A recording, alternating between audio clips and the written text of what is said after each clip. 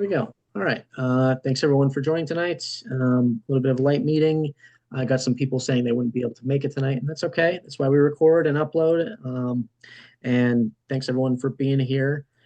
Uh, I totally came prepared to talk about some potential like upheaval of our plans and things like that. I am referring, of course, to the grant and loan freeze from the federal government that was dropped on Monday evening and the uncertainty around that. And the dam commission, I know, is definitely dealing with that uncertainty too. But that was rescinded today. But of course, that does not mean that it lasted a whole 2 days. But that, of course, doesn't mean that it can't come back in the future. I certainly think that this administration is going to be interesting, to say the least. So And we will see. yeah, luckily on that point, Nick, Yeah, from all things that we've seen, it was delayed until Monday anyway, before it was rescinded today. It really is a matter of when the contract is signed, yeah, and our meeting is Wednesday. good. Yeah. Okay. So at that point, we will most likely, sign the contract. So no matter what happens, in the future, the funding will be secured at that point. Yeah, and I did read that already attributed funding was not going to be affected. At Yeah, all. Yes, it was. Yes, it was very targeted. Yes, it yeah, did. It wasn't going to stop dam reconstruction in a fish way. yeah, Yeah, yeah. That's Honestly, I good, think it's Gary. a That's good. big scare tactic for other reasons, but certainly don't want to get caught up in that. For our watershed group, it certainly might have impacted what we apply to or are able to apply to in the future. So that is definitely something to consider. And it's good that we are applying for at least the first stage of our plan and process, the 604B grant this spring. So hopefully, whatever does happen, it waits till that or something. Of course, I hope it doesn't happen at all, but you never know. So we hope for the best, plan for worst, I think Yep. is a good strategy to have. So we can only apply when the grant process is open. I have not spoken to the DEP and our contact there who would deal with the processing of those grant applications, hoping that potentially maybe this doesn't scare them from not opening up this process this year in order to just wait and see. I'm not saying that's what's going to happen, just putting that out there as a possibility. People might be more reserved with offering grant opportunities because funding may be drying up or becoming more scarce. Uh, so just things to keep on the radar. It's important for us to environmentally scan, and I don't mean that in the environmental sense, just more or less like scanning the environment, like the political arena and like the news and like the climate in that aspect, and just trying to make safe, trying to prepare for, like I said, plan for the worst, hope for the best. So certainly something So, to consider. Yeah. I'm sorry. Did I understand you correctly, Gary, that this might not even affect this whole project anyway? Well, yes. If you, yes, it's a moot point now. Okay. That was yesterday's or Monday's news. Yeah, it's over with. So it really doesn't matter if you want to go back and look at who said what when. But yeah, no, the whole freeze on federal grants has been rescinded, or so. It's all back in play. And what Gary is saying is that they're already going to sign next week. So then that money will be allocated essentially. And if it's dictated by a contract, a legal contract, and they would then rescind that, I'm sure there would be massive problems, not just for the dam, but nationwide. So that's the long and short of it there, essentially. Um, but I'm glad I don't have to spend the whole meeting talking about that. So You do. Oh my God. yeah. Yep. But good stuff. So I am going to share my screen real quick because I put up a post real quick about the t-shirts and I sent out an email to our email list about the t-shirts as well. And we can talk about that because we would like to use that funds to kind of roll over and then try to get some more of that type of brand awareness out there, and also raise some money for us too in the short term, which is a great thing. Justin, I know we've received some requests for memberships and things like that. I know I ordered mine and paid for it last week, so excited to be a full-fledged member. If anybody does want to still become a member, I made a post on our Facebook page. Let me share the screen so I'm not just talking about nothing. Here we go. We mailed ours out today, so you'll be getting that. Oh, awesome. Great. My wife and I mailed ours out today, so. That's awesome. Thank you so much, Wayne. And let's see. So I'll start with this. I posted a little blurb about our membership process, explaining a little bit what it's about. It's the same information that's in our yearly report. I just changed the intro a little bit to fit more for like this type of context. But essentially, if you do want to become a member, it is $45 per person. That gives you voting rights during our annual meeting, which essentially gives you the ability to help choose the direction of the organization by voting for board members. When those elections come up, it allows you also to become a board member. And, of course, to support an organization that is trying to do some environmentally, important work in your own communities. So that's definitely a benefit. I just want to reiterate, too, that none of us here at this organization, board members or myself, get paid for this. We're doing this all for free. We're not really looking for that at all. And we are, using all of this money to either roll over into another avenue to hopefully generate more money for us in the future to cover some potential grant matching costs that we know are coming down the pike in a few years if we keep to our current plan, and then to also have that type of money to do important things around the pond too when the time comes. So one of the things that we definitely want to do is buy some testing equipment potentially this summer to support some type of dissolved oxygen testing, which is an expensive piece of equipment. The last time I priced it out, it was around $2.5 grand for that piece of equipment. Good thing about this dissolved oxygen testing unit is that it's an all-in-one thing, and you can see the readings right there. We don't have to send it out to a lab, so that's why it's a good thing for us to have, and we can be a lot more intentional with where we test and where we are checking the dissolved oxygen content in and around the pond. The reason why the dissolved oxygen is important is because it's an indication of the amount of oxygen in the water. We've talked about this before, but just as a refresher, when the algae in the pond die, their decomposition process involves a bacteria which removes oxygen from the water.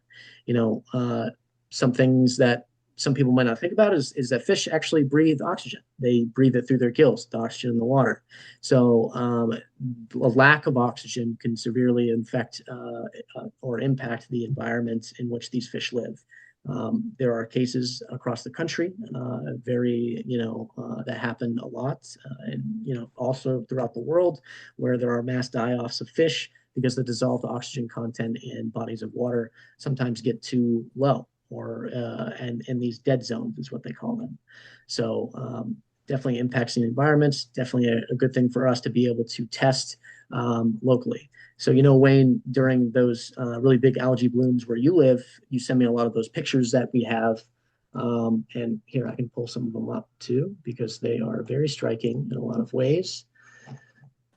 Hey, Nick, interesting point on that. Yeah. So, sonars or fish finders are very popular. People go around, whether you're regular fishing or ice fishing, and they're very expensive, especially ones for ice fishing, because you have a screen and you have a cable and you have the sensor and everything else. So about what you were talking about for this oxygen sensor, $2 grand, $3 grand to get a good one.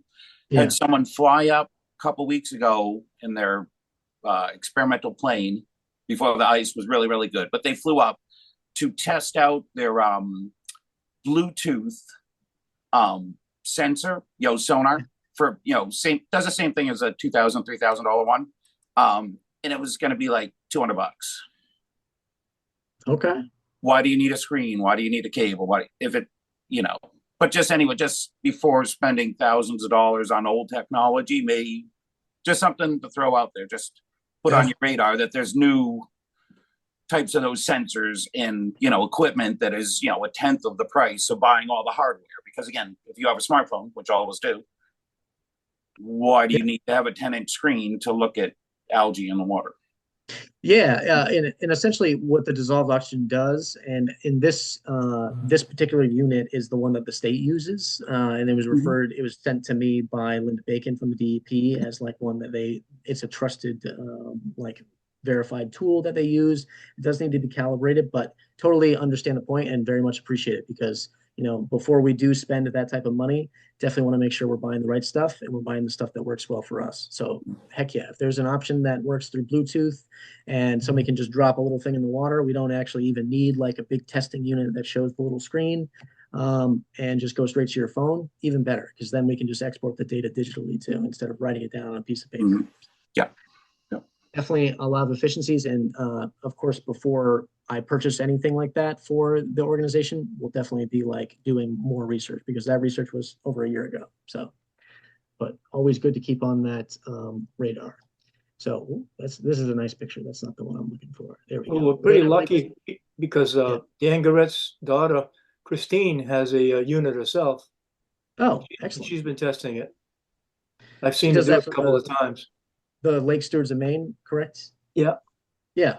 Do they like I was one thing that I thought would be interesting, and like of course this is something that we can all talk about as that type of thing gets closer to when we might purchase something. Like I thought it might be interesting because people send us so many pictures around the pond in different areas. I know that they have to specifically stick to those certain areas that they constantly test. Is that correct, Lou? They go to, there's just like when you test for the Secchi dish, you go to, on this lake, there's two areas. And Yeah. you pretty much go to the same areas to do both the DO and the Secchi. Yeah. And Christine does the DO as well. She's got that unit. So we're lucky for Yeah. that. Yeah. For us, it might be nice to be able to like test more than the standard locations that they typically do. And I know that they have to do that out of choice because there's only so much time in a day. There's only so many people who can test these bodies of water and things like that. And we are very fortunate to have somebody like Christine Garrett, who is a local and who grew up around here and like has those skills and the tools to do the testing where we do. Very fortunate. One thing that I would like to try to do eventually is potentially test a lot of like the coves, the more shallower bodies, or the more shallower areas that do seem to receive a lot of the blooms, and check to see how the DO differences in the places where we standard test compared to those where we would add for new testing. Of course, our data wouldn't be as long because they've been doing those areas for so long, but it would be an interesting comparison to see. And we would also have that right on our own. We would own it, which would be nice as well. But certainly a conversation on down the road, but just a potential of something we might want to purchase. Are Wayne's pictures in shallow water? Yes. Yeah. Yeah, but mine aren't. No, because you have a drop off right by your place, right? Right. Yeah. Yeah, I'd say it's about 5 feet, but immediately. How deep is your cove, Wayne? Well, there's a little channel that goes down through so the boats can get in. Yeah. That, when the summer's good, is about right up to my neck, maybe. So 5 feet, 4 feet. Okay. Of course, as the summer goes on and the lake gets lower, it drops down at least a foot or more. Yeah. Okay. Underneath my prop, I measured it once. It was 2.5 feet at my dock. Yeah. I thought it had to do with the enclosed areas and the wind. Because I'm in a cove. I thought that's why I had so much algae.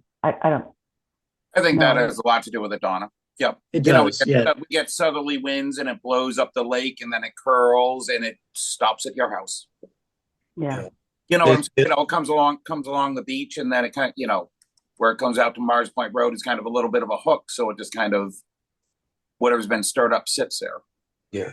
In my little cove, there's a band of it that follows it all the way up in through. Mm-hmm. And And during the growth, it's actually coming out of the surface of the water, the weeds or grass, whatever that is. Mm. Because I use a rake. I bought a rake to rake the bottom so I can keep around my dock clear. I remember you wrote your name in it once. It was so thick one time. Yes. Yeah. Let's see. I actually have a video from you.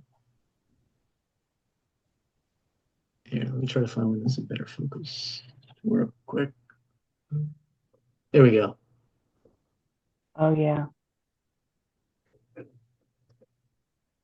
Yeah. Yeah, it gets pretty thick there sometimes.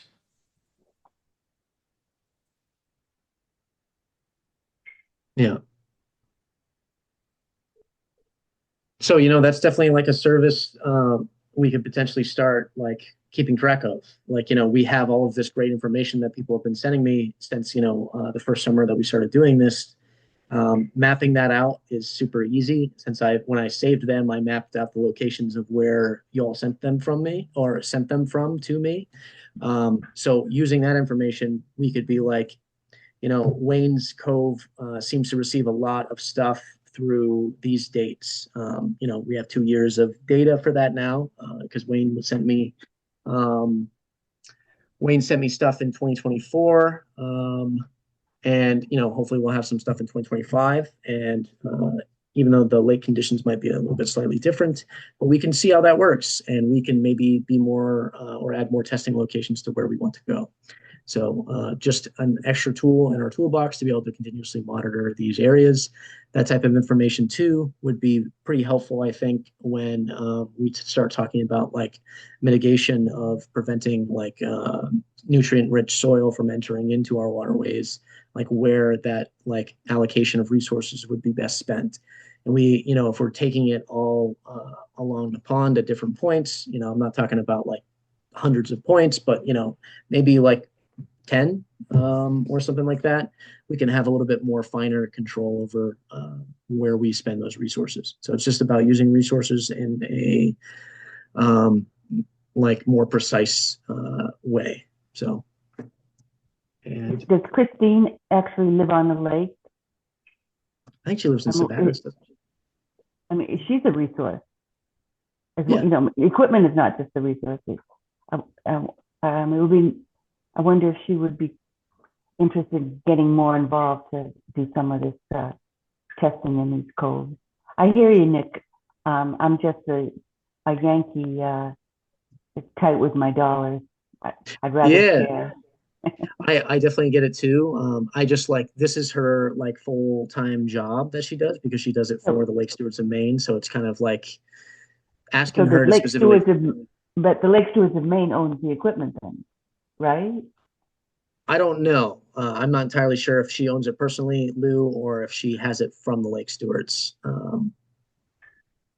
Yeah, my guess is that it's not hers personally, because why should she spend a couple of grand or whatever it costs? But I'm not sure.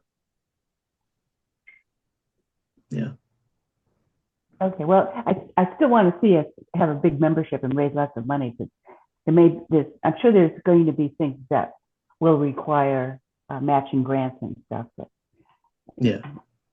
Yeah, absolutely. And we haven't spent anything yet. So, at this point, we're kind of just saving, which I think is important because, like I said, even though our plan for the 319 grant is, 3 years away in a perfect world, that still would potentially require like matching funds of tens of thousands of dollars. So, starting off this early and being, smart with our money is definitely a good tactic. So I always appreciate the wise words in that. So yeah, no, this is all great convo and all great stuff to keep in mind. We have, let's see, and I just want to give a shout out and thanks to our members who have already requested to become dues paying members. I believe there's about 4 or 5 now that have sent out that have sent out requests. A few have been filled so far. Appreciate Justin for doing that work on the back end and keeping track of that information. It's that type of stuff that will really help us grow and expand and be able to fulfill the mission that we want to do. So, and right now, so we talked about membership. Oh, here you go, Wayne. It is here right now. Yeah. So definitely, we can certainly check out this article. I'll try to find a digital link for it, and I'll send up that. I'll comment on that in your post. Okay. So, but Yeah, looks interesting. This is available from Wayne. He posted it on our Facebook page. So if anybody does want to see this after the fact or is listening to us after the fact, it's available there. And let's see. So t-shirts, we had talked about that at our last meeting, and our first meeting of the year 2 weeks ago. And I've sent out a post this evening about them. And essentially, if we only have 24 available, some are already claimed, but if you do want a t-shirt, please reach out. The contact information is below. You can shoot me an email to our Sabattus Pond WP Gmail. You can send me a text. You can message me on Facebook. You can even comment below, and I'll funnel that information to put you on a list for a shirt, and then we can discuss after that point. Once you get a shirt and are on the list, we can then send you an invoice and go from there. Are we planning on going any further with that, Nick, like ball caps or sweatshirts at some point? We definitely want to do more. What that specifically is, I'm sure we want to make sure that like what we're doing is one, promoting our organization to try to gain new membership and show that we're out there in the community through this thing called brand awareness, which is good. But we also, want to be intentional and not we want to be able to roll that over into additional funds. We don't want to just spend, get a bunch of swag and then, not have anything to show for it, because at the end of the day, we are an environmental nonprofit. So we want to be able to make sure we can function and do our mission too. But we would like to do something else. So this is not the only shirts that we're going to be printing. I know there was talk about potentially sweatshirts or something like that. And yeah, so I think, didn't we have talks about a potential swag committee or something like that to help determine those things? No. I say swag isn't that's just the general term for branded gear, but yeah. Well, we don't want to get a lot of branded gear in our hands, because I still have branded gear from the last SPWP up in my garage. And, we just don't. Yeah, China Lake has a interesting method. It looks like you can go on their website and they actually have an area where you can buy branded materials and stuff like that. And it looks like it's you order it and then it's just sent to you. It's just a one-off order. So and they must be using a service. I haven't heard back from them yet when I reached out, but I can follow up again this week to figure out what that type of is. And it's integrated into their website, which is nice too. So, right. It's they're using Vistaprint or something like that. It just funnels them through. They buy their swag and then yeah.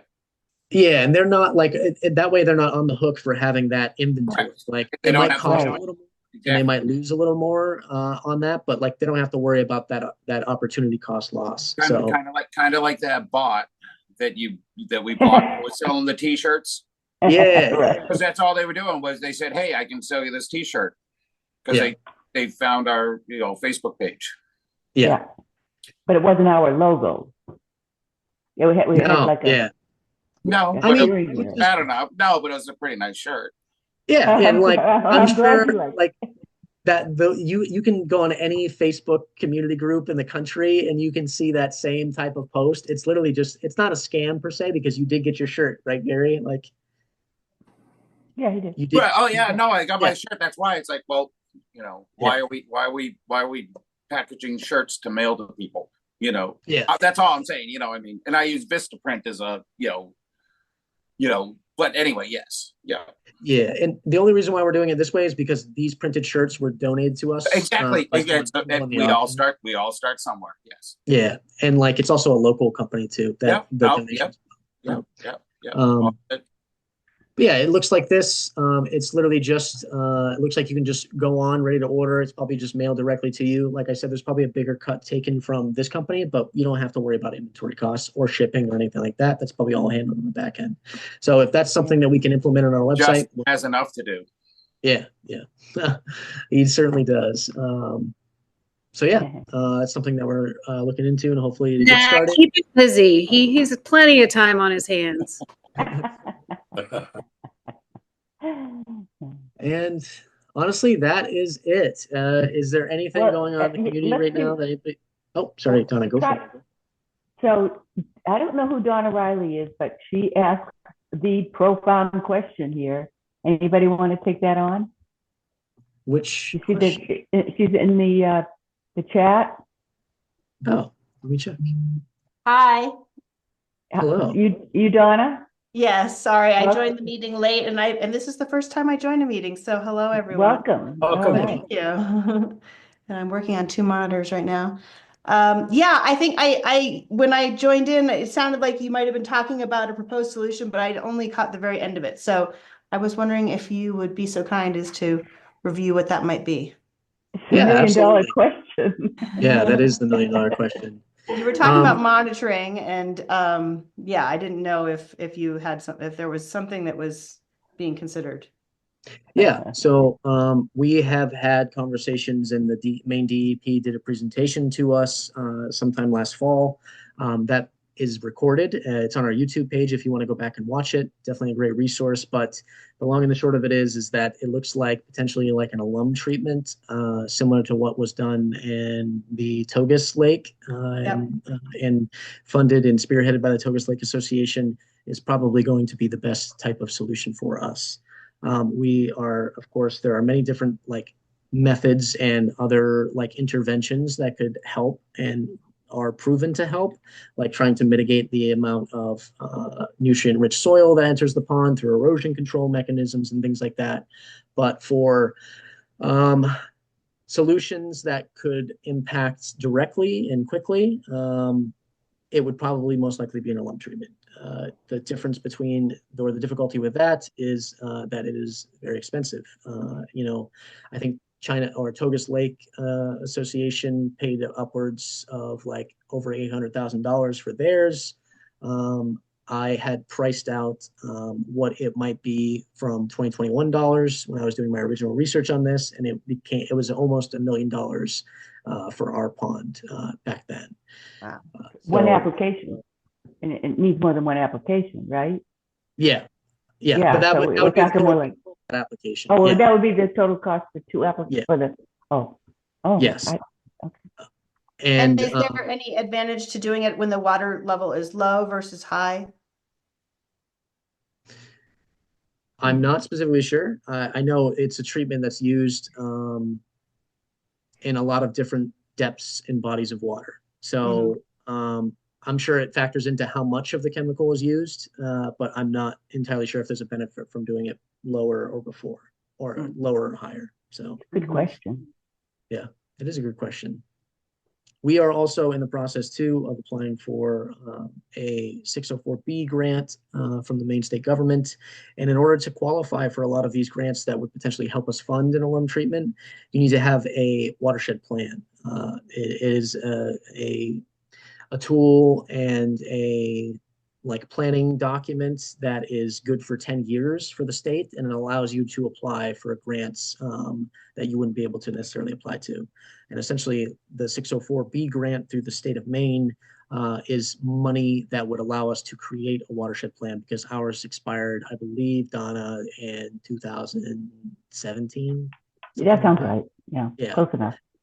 And they're only good for about 10 years. So, so that's what we've got to do. That's the first step, essentially, is creating that watershed plan. And we have a copy of the report on our Facebook page. It is not very far down. It is right here. And it is linked. Each page is linked right here.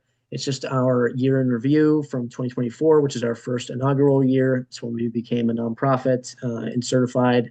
And it's kind of when a lot of things took off. If you go on our YouTube page, which is linked on our Facebook page, we have videos starting from, geez, Donna, what is it? May, June 2023, I think is when we first had our first one. Yeah, I've watched many of those meetings. Oh, great. Awesome. Yeah, after the fact. Yeah. Oh, that's okay. That's why we record them. That's why we upload them. Yeah. So Donna, where are you living on the lake? Where are you coming from? What's your interest? We are on Nason Rock Oh, okay. and have been for, our family has been for 80 years. We're neighbors Oh. to Wayne. Hey, Wayne. Oh, okay.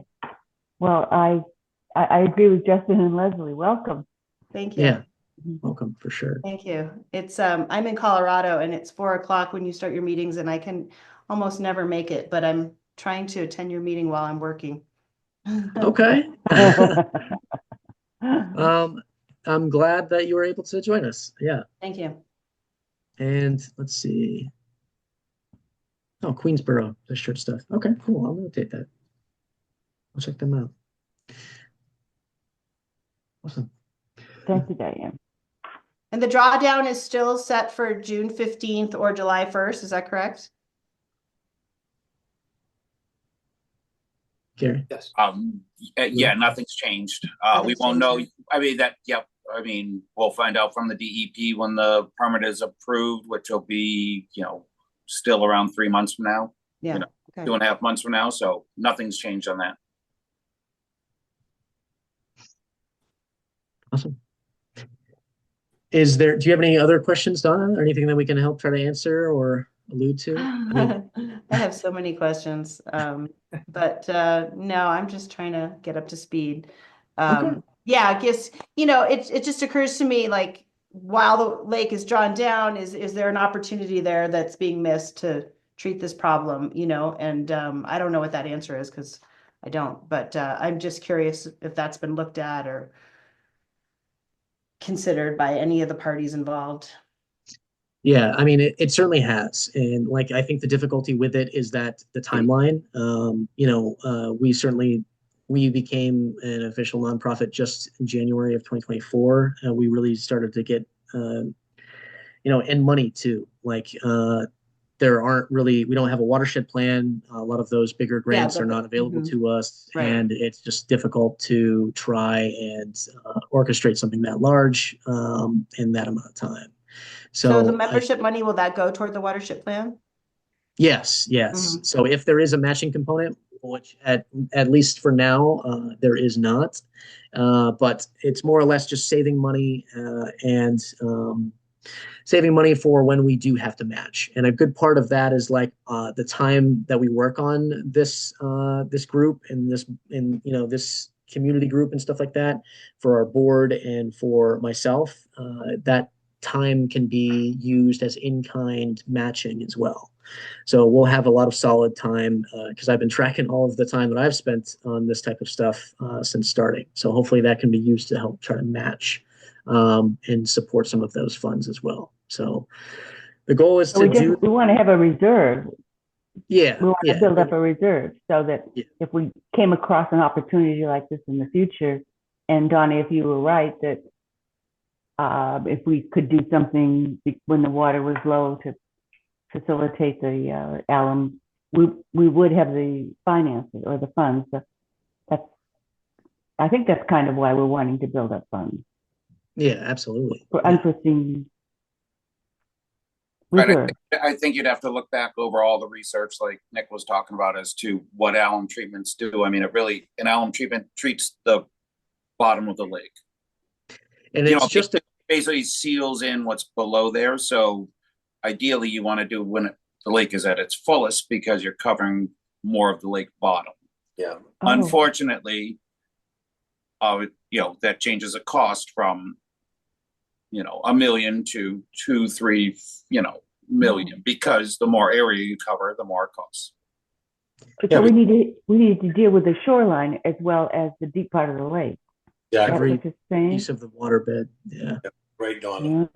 Again, Donna, I I'm would just just about refer that. you, I would just refer you back to all the information we have. I'm not a marine biologist or a lake specialist, but from what I've gathered over, the past 5 or 10 years of doing this, yes.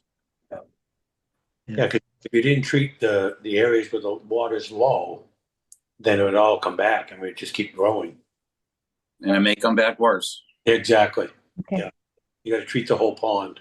Yeah. Yeah. Okay. And alum treatment, for the record, too, is also just a Band-Aid. It runs out. It literally, it will last depending on the recycling rate of the body of water in question. So how much time it takes for all of the water to become essentially new water from its feeding source. You know what I'm saying? Like for it to like exit through where it drains and for to new water come out and to have that be different water. Does that make sense? Mhm. Yeah. Yeah, and that is dependent too about how long that lasts. And our pond is actually pretty quick on that recycling rate. It's fairly shallow, even though it's quite large for a pond to be considered a pond, but its recycling rate is pretty quick. And from what I've been told from, I believe, Bates College, who was doing research on the pond and who also presented to us in, I believe, the fall of 2023, they they say our recycling rate is about a year and a half to 2 years. So that's a component. The DEP does know that, and they still suggested that an alum treatment might be the best opportunity or the best avenue. But the watershed plan should also allude to some other mechanisms that we can try to do to help support that. If you look through some of our past videos and if you've seen some of the stuff that we talk about a lot of different things like clear cutting around the pond, which is, it causes a lot of erosion. It has the potential and, through research is shown that it introduces more nutrient-rich soil into waterways because that lack of vegetation that once held that soil in place is washed away through clear cutting. There is the solar panels that we talk about, although a net positive maybe for green energy, removing that, 600 acres or 400 acres of trees around a watershed that is particularly vulnerable and impaired is probably not the best use of where to put those solar panels. So those are the types of things that we look out for and check for when we're in these meetings and have conversations about. I feel like, and maybe you guys can attest to this, we've gone on a lot of different, like not necessarily like crusades, but just pathways of like trying to talk about and bring awareness to a lot of these issues. We are fairly active in all three communities and tend to try to attend local meetings and like talk about these issues with the community members that live in these areas and also are impacted by it. A lot of this stuff, watershed protection is a lot of unseen things until stuff goes wrong. And, a lot of this stuff can be implemented either long-term to try to care for this environment that we all share together. So that's essentially what we're just trying to do. No, Awesome. Thank you. to catch up is a lot of the grass is growing around the edges of the lake, if you will. And I've said this a couple of times, and it's sort of one of my little pet peeves as well, is people fertilize their lawns. Yeah. And when the fertilizer's on the lawns, I don't care if you're on the shoreline or 300 feet back, when it rains, it runs downhill and it ends up in the pond. So along the edges of the pond, it seems to be the grass grows better, stronger. As you go out into deep water, it doesn't come up as much. But the fertilizer, everybody wants a green lawn. I mean, everybody wants to do it, but we need to be better about that as a community and think about it because, I know you're a mile and a half up the road, but it all ends up in that pond when it rains. It just comes down the hill and into the pond. And the farmers across on the other side, the whale side, I'm sure they put manure down on their fields when they hay. That all ends up in the pond. Yeah. There's a lot less I of think that. probably one of the other more important, another thing to think about is the impact we have. Yeah. So what we What? can? The impact we have. Oh, yes. Yes. So I'm trying to go back and again, I can look at it later, but I don't believe we've spoken about the impact we have. But I think that's an important part too. What do you mean by we, Gary? Anyone Uh, anyone that lives on the lake and discharges, affluent from their home into the watershed. Oh, Yeah, oh, exactly. oh, a septic you're talking about. I mean, any again, Wayne's right. Fertilizers have an impact. Yeah. Anyone that has property on the lake or in the watershed, that their discharge impacts the quality of the water of the lake. Yep. But I think our impact, meaning affluent from our homes, is something that we need to, again, I've spoken about this. We need to speak of or talk about. Yep. are you guys seeing this presentation that I have up? Oh. Hold on one second. Here we go. Screen 3. Yeah, are you guys seeing this? Here, I'm just gonna. This is one of the first presentations that I made to the stakeholders. It is recorded, I believe. It's actually one of the first videos I think I posted on our YouTube page.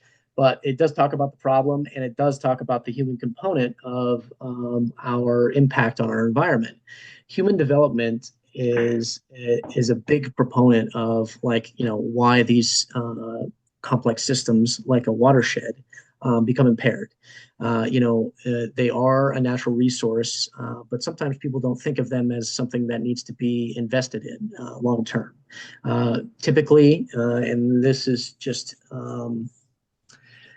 our or this is just my way of thinking, but I tend to think that in a capitalist society, we tend to think very short-term gains instead of long-term growth or long-term protection of our natural resources. We tend to think of how we can use them per se, than how we can create a symbiotic relationship with these natural resources that we all inhabit around.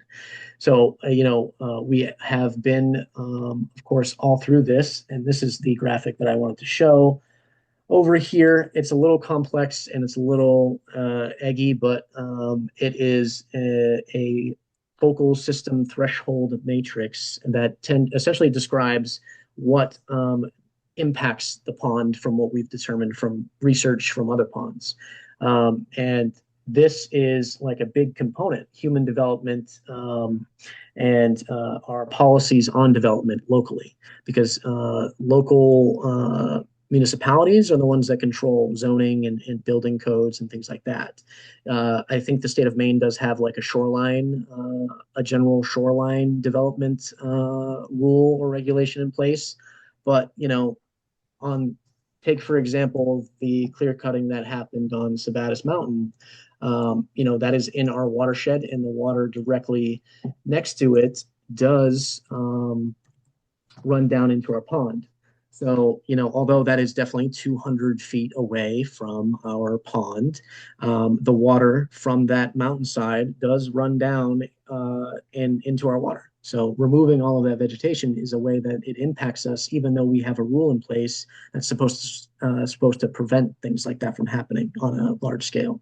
So it's about recognizing that human development is impactful, and the same thing with the solar farms. Like I said, honestly, a very net positive for renewable energy, but in a watershed that is particularly impaired like ours, is probably not the best idea.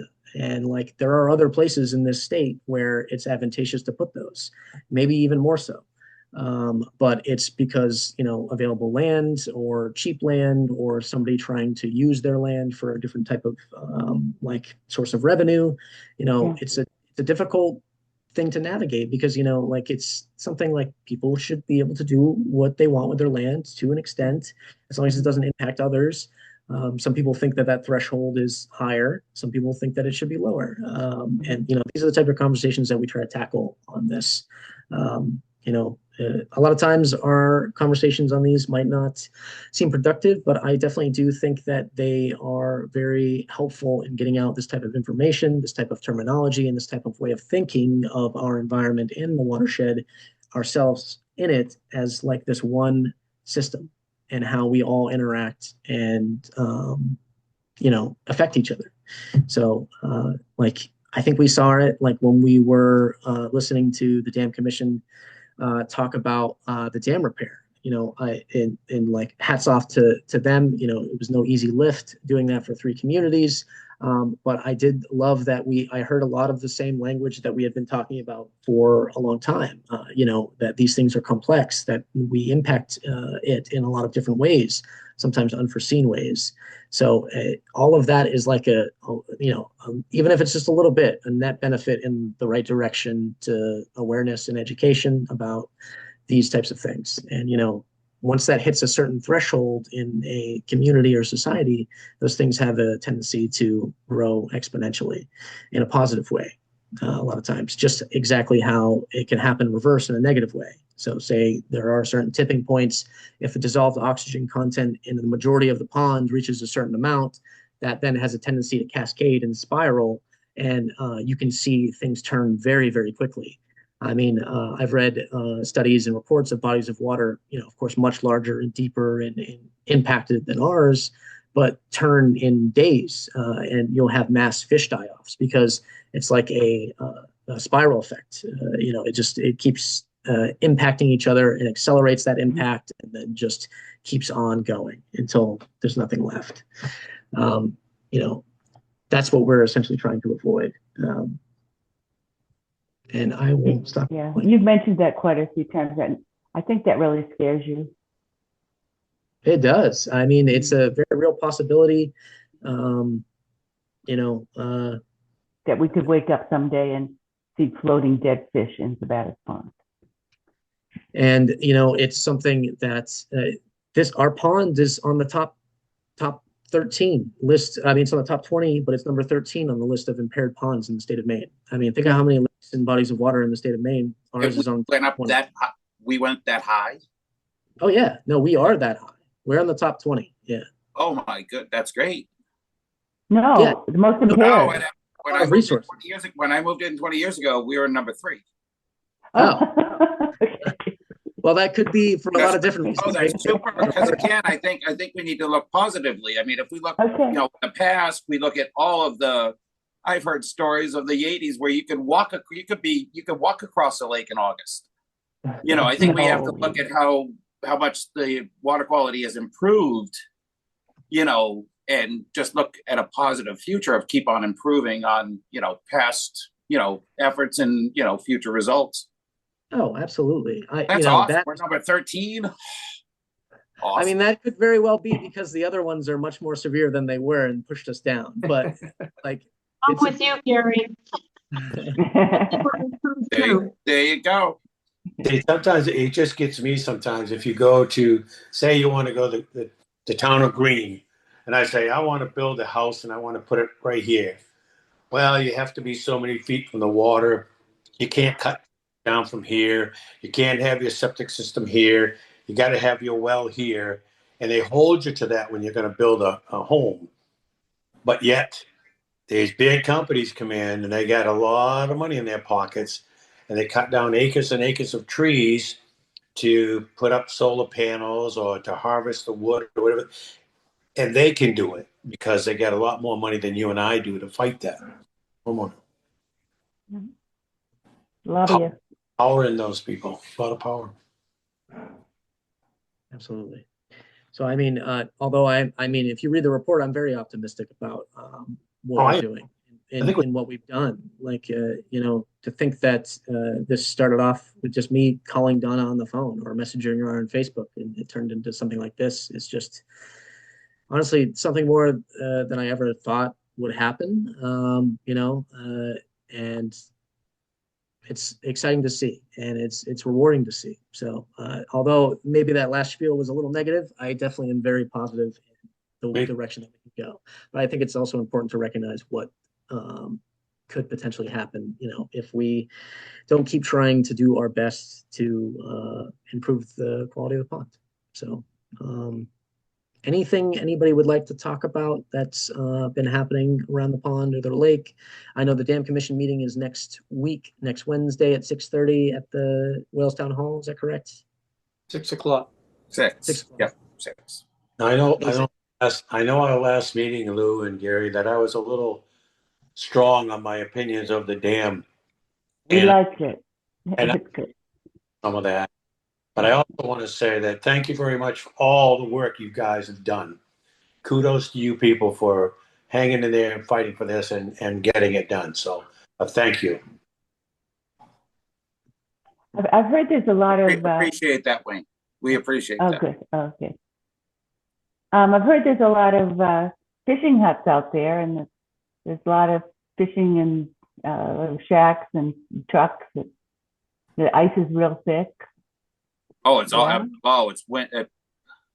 Oh, it's winter. Oh yeah, it's awesome. Yeah. You love it, huh? Oh yeah, I think a solid 12 inches of clear ice over the entire lake, and in places 14. Yeah, it's awesome. It's been a comfortable 40 degrees down here in Philadelphia all day. So Wow. But it's 80 here. Okay, that's enough because it's going to be about 20 below with a wind chill tomorrow. So we'll. But Donna, you can't ice fish or snowshoe. Oh, geez. I can go to the supermarket and get a lobster. Awesome. Great. Well, I'm glad you're having fun up there. I will post this video after this and share out the link, and we will meet again. Good thing too, because my laptop's about to die. But we will meet again on. Let me just check my work calendar. Most likely the 5th, or sorry, most likely the 12th, because the Dam Commission meeting's on the 5th. But I just want to make sure I don't have any work meetings there. And it looks like I'm clear. So awesome. Our next meeting will be the 12th, same time, same place. 6 o'clock? Yeah, 6 Okay. o'clock. Yep. Okay. And, hope Donna Riley can get her scheduled in a position where she can join us in her. Thank you. I'll try. And I'll actually be in Maine the last week of February if anybody wants to have coffee. Okay. Nick is always talking about let's get together. I know. Yeah. What time? Let me know if you want to go ice fishing. If my son was coming with me, he would really want to take you up on that. Yes, he's a good. I'm up for a warm beverage indoors, so you can. Oh, Gary's a good host. You would still get everything you want. That's why I have an ice shack here. I'll post the picture on the Facebook. That little boy's a good fisherman too. Thanks, Wayne. And yeah, and that's something. One last thing to say, like our page, you can totally post like all that stuff. I wanted it to be like a place that we share not only like the stuff that's going on around the pond and the lake, but why we love it so much. So feel free to do all that stuff. Anybody listening after the fact, it's not just. Or Donna could put on that page. I'm here for coffee. Anybody want to meet me at? I would have said Uncle Moe's, but it's going to be something else. Uncle Moe's is turning into something pretty good, isn't it? Yeah. Gary, you know? Donna, you always know more than me. No, Uncle Moe's has been bought by a restaurant from somebody in.